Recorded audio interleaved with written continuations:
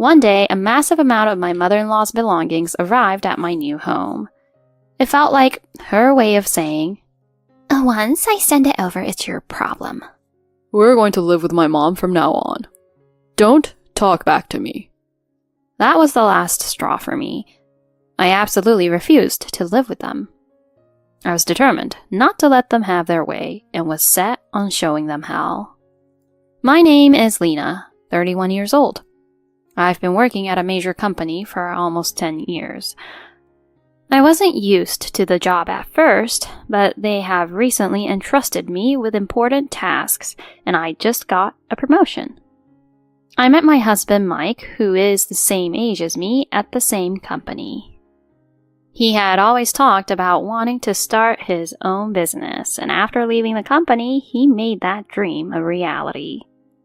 However, venturing into the unknown world of business was not as easy for him. While he didn't go bankrupt, his earnings are minimal now, and he's been running at a loss.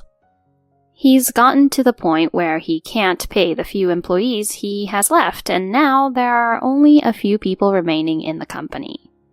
Thankfully, my salary is decent, so we're not struggling too much financially. If anything, buying my own house has just been pushed back a bit. I've always dreamed of having my own house. When we got married, I made it clear to him. I want to buy our own house as soon as we have the funds. He smiled warmly at my words. You've been saying that since we were dating. Oh, I think it's a great idea. I'll help out too. Really? Thank you. It's been a dream of mine for so long, so I'm glad you said that. Things might get tough, but let's work hard together as a couple. Yeah, thank you. Indeed, when my husband was still working at the same company, our savings were growing smoothly. However, as his business started losing money, he began to dip into his savings more and more. Eventually, he even had to use our joint savings. I ended up giving him half of it. By now, we should have had enough for our dream home. I wouldn't say it was entirely his fault, but we could have bought it a bit sooner than planned. That dissatisfaction was real. When our funds were halved, I was worried about what would happen. However, after saving diligently without touching my bonuses for a few years, I managed to save enough for our dream home by myself. I decided to share the good news with my husband right away. Mike, guess what? I finally saved up enough for our new home. Really? That's amazing. So, I was thinking about checking out some places and visiting construction companies soon. Maybe this Sunday? This Sunday? That won't work. Why not? I have the day off from work too. It's not that, it's my mom's birthday. I told you we were going to her place. Oh, right. Sorry, I forgot. He clicked his tongue and made a visibly displeased face. Forgetting your husband's mother's birthday, isn't that kind of bad? It's way more important than a house, right? Sorry, but I've really been working hard on this. I wanted to get started as soon as possible. I don't want to hear excuses. Forgetting my mom's birthday is unthinkable. You've got her present ready, right? Present? She's been wanting a new washing machine. You forgot already? A washing machine? Wait, are we supposed to buy it? Not we. You're buying it. You know I don't have an income right now. Are you being sarcastic? No, that's not what I meant. I tried to explain, but he continued to complain, yelling at me to act like a wife before storming out of the room. He is usually kind and a good person, but his attitude changes drastically when it comes to his mother. After his parents divorced, his mother raised him as a single mom with great effort. It seems his gratitude towards her manifests in this way. Knowing her son is on her side, she always boldly scolds me whenever I visit her. Frankly, I couldn't care less about celebrating the birthday of someone who believes me so openly. Though it would upset my husband, our new home is far more important to me. However, as his wife, his mother is family to me too. So, despite my preferences, I ended up celebrating her birthday reluctantly. A few days later, when we visited my mother-in-law, Iris, I wished her a happy birthday. So, anyway, where's my birthday present? I heard you wanted a new washing machine, but there are so many types. What? You haven't bought it yet? I thought I'd ask which one you'd prefer. Without hesitation, she said, Just buy the most expensive one. Excuse me? I said, just buy the most expensive one. I couldn't understand why I was being scolded while she yelled at me, turning red with anger. Mike tried to calm her down while telling me, You're really no good. You know, Mom loves expensive brands. Just buy the most expensive one. What? What's going on? It's not like I said I wouldn't buy it. If I had bought it without talking to them first, they would have complained about that too. As I stewed in my frustration, she sighed dramatically. Fine, just transfer $1,500 to my account. What? Didn't you hear me? $1,500. Since you didn't bring a present, you should at least do that. But last month, you said you were struggling with living expenses, so I already gave you $700. We have our own expenses, so $1,500 is a bit much. She got furious, turning red and yelling. What are you talking about? You're being supported by my son. You should have some leeway since Mike is taking care of everything. Well, that's not really... How can you be so obsessed with money? I heard from my son that you're planning to buy your own house. Yes, that's right. So you have the nerve to refuse me $1,500 when you can afford it? What a stingy daughter-in-law I have. I'm disappointed in you. Disappointed? Your son hasn't contributed to living expenses for years, and our current lifestyle is solely supported by my income. She is unaware of the precarious state of her son's business, believing his performance is thriving and supporting our household. I could reveal the truth, but that would undermine his position. Despite this, I remained silent for his sake. Initially grateful, he now behaves as if he's the breadwinner, especially in front of his mother. Hey, Lena, my mom's struggling. Can't you chip in a bit? His complicity in his mother's bullying is routine. Exasperated, I retorted, If you're so concerned, why don't you contribute? I'm covering all our living expenses. You're only saving for the house, so you should be able to help out now. Are you serious? Even the living expenses, I began to reveal the truth, but he immediately cut me off. You just got your bonus. Use that to help Mom. Fine, but this is the last time. I conceded, eventually transferring $1,500 to Iris. Avoiding further conflict seemed easier, and it would cost less than the most expensive washing machine. Months later, despite minor disputes with my mother-in-law and husband, I successfully purchased my new home. I ignored their endless opinions on the layout and decor, having funded it myself. The anticipation of owning my dream home thrilled me. As the completion neared and I began packing, my husband critiqued my furniture choices for the new house.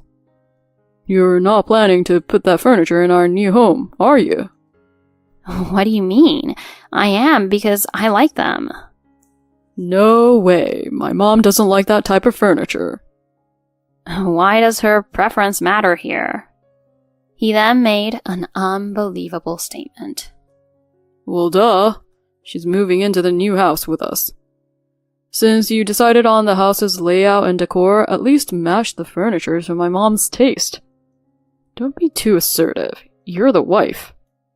His absurd reasoning left me with a headache. What was he even talking about? I never agreed to live together. Before it was too late, I made my stance clear. What are you going on about? I have no intention of living with your mother. What? It's natural for a son to invite his mother to live with us in a new, spacious house. Stop it. I paid for everything. Shut up. I guess this will be the only way. He stormed out, then returned, brandishing a divorce paper. You know what this is? A divorce paper? What are you trying to do? I thought you wouldn't understand unless I was strict. I got this just in case. You'd be in trouble if I divorced you. His name was already filled in on the husband's section, apparently intending to use it as leverage. Thinking the threat of divorce would make me comply, his shallow tactics left me speechless. Mistaking my silence for defeat, he smugly added, Being divorced now would make you a divorcee. That'll ruin your reputation at work, especially after your recent promotion. What are you trying to say? You're the wife. Just quietly listen to me and my mom. I'll give you time to cool off until the moving day. Alright? My mom will live with us in the new home. Make sure there's a room for her. At that moment, my patience shattered. So if that's how you feel, do whatever you want.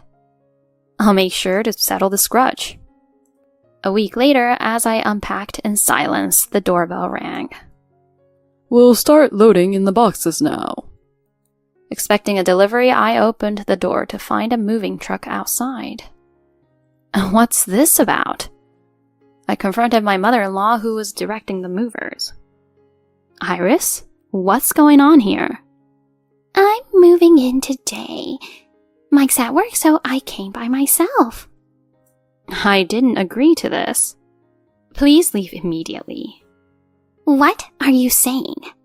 We were supposed to live together in this house. No, you're not.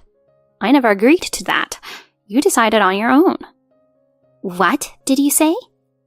I turned to the movers, clearly stating, Sorry guys, but she doesn't live here. Can you take the stuff back? Well, we're just following orders, ma'am.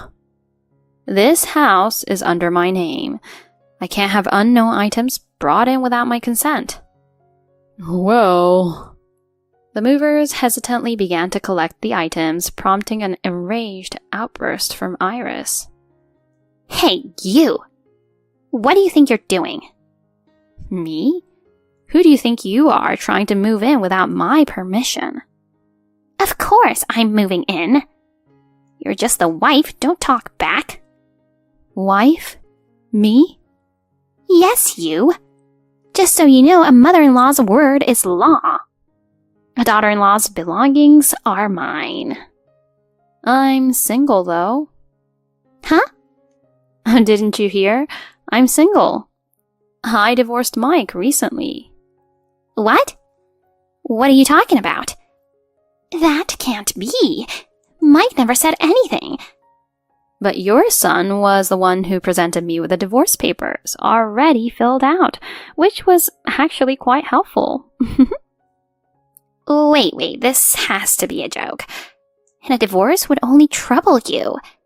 How would you manage this house without his income? Oh, about that. Your son doesn't earn anything. That can't be. Mike is the president of a company. The president of a company that's on the verge of bankruptcy. He's been running at a loss for years, and I've been covering all our living expenses. I kept quiet in front of you, but there's no need to lie now that we're not married. So, this house is really all yours? Yes.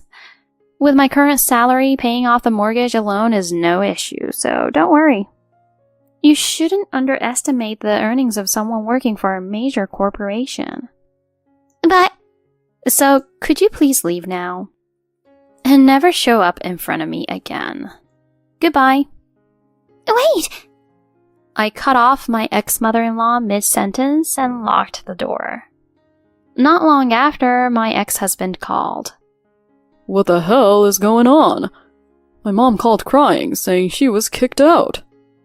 Who is this? Huh? I told this to my ex-mother-in-law too, but I'm single now. Single? You mean you actually submitted that divorce paper? So what? You were the one who brought it to me, so no complaints, right? Are you crazy? I never intended to actually divorce. It's invalid. To think that instead of apologizing, he would impose his selfishness on me.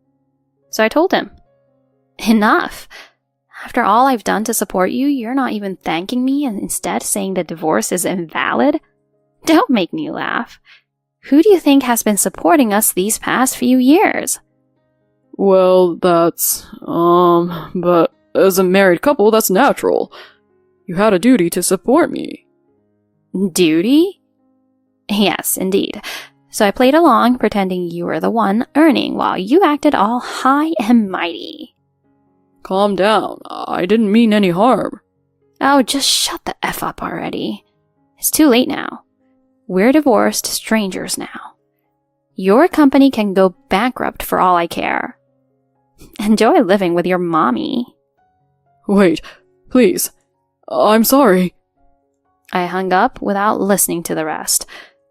Hours later, my ex-husband and ex-mother-in-law tried to force their way into my new home, but I called the police and they were taken away. Apparently, their apartment was already cancelled, leaving Iris homeless. She had no choice but to move into Mike's apartment, but with no income, they couldn't pay the rent. Eventually, his company went bankrupt and they moved into a 40-year-old apartment. Now they barely support themselves with odd jobs. Meanwhile, I was promoted to lead a major project at work. The new house was too big for one, so I invited my parents to live with me. Cutting ties with that family was truly a blessing. I look forward to a fulfilling life in my dream home with my parents.